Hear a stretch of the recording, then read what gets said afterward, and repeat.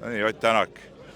Portugali MM-ralliga algab suur kruusarallide kaskaad.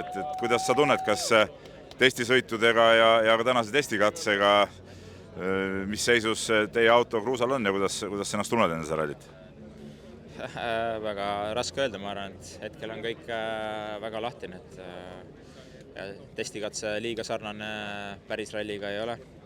Samas jah, ma usun, et päris sellist olukorda ei tohiks olla, nagu Kanaaridel oli, et kruusal on alati natuke rohkem improviseerimist ja natuke nii-öelda saab sõiduga ikkagi improviseerida, aga mis olukord tegelikult on, kui kiired tegelikult keegi on ja kuidas me nagu võrreldes teistega oleme, eks seda näeb ainult katsetel.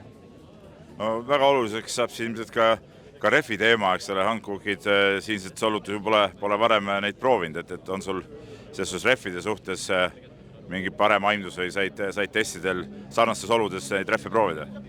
No, me teame, et refidega on ülikeeruline, et sõitjasõbralikud nad kindlasti ei ole, et väga raske on esiteks autole seadistust leida, teiseks sõidutunnetust leida, et jah, ülimalt keerulised refid, millega sõita.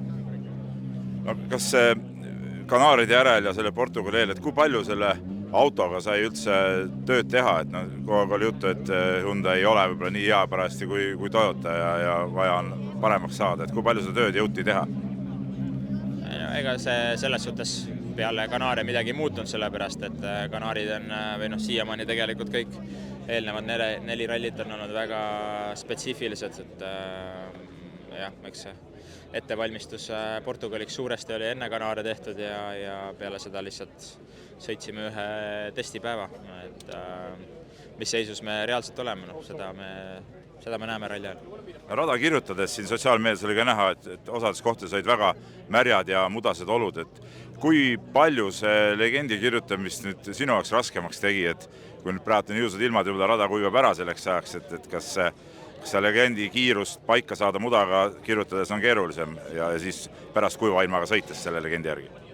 Ei, tegelikult ei olnud mudased olud, tegelikult oli kirjutamisel väga okei, et siin kohati sadas siin ja seal, aga teed olid suht pakitud ja võib-olla ainult üksikud kurvid, aga tegelikult suures pildis olud olid perfektsed rajakirjutamise ajaks ka, et tolmu ei olnud ja eks autosid oli palju, et tegelikult see ilm oli väga hea kirjutamise jaoks. Kas Portugali ralli kui selline, kui head emotsiooni see sinus tervikuna tekitab? No sa oled siin võitnud ka ja eelmine aasta olid teine, et iseenesest siin võiks olla tore sõita? Ei, tore on kindlasti sõita, et kas kiirust on, eks seda näeb. Aga edu sulle! Aitäh!